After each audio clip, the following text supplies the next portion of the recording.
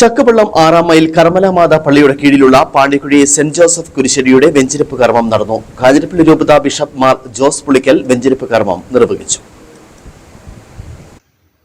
Chakkuvallam central കവല കർമ്മലമാതാ ദേവാലയത്തിന് കീഴിൽ വലിയപാറ പാണ്ടിക്കുഴിയിൽ ഉണ്ടായിരുന്ന കുരിശിൻ തൊട്ടി നവീകരിച്ചാണ് സെന്റ് ജോസഫ് കുരിശുപള്ളി നിർമ്മാണം പൂർത്തീകരിച്ചത്.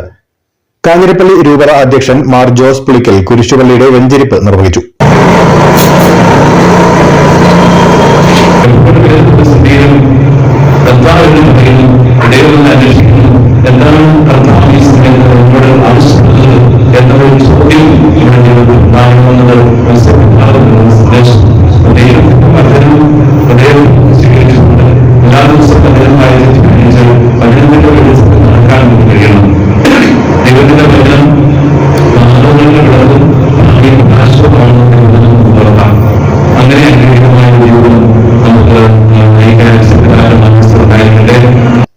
ഇടവക വികാരി father Jose Valiyamattam, Anakkara saint Thomas forane വികാരി father Jacob Peedikayil, father Biju Mannamparambil, father Jose Antony Vosad, father Joby Mangalath Karott, father Jose Aanithottam തുടങ്ങിയവർ ചടങ്ങിൽ പങ്കെടുത്തു.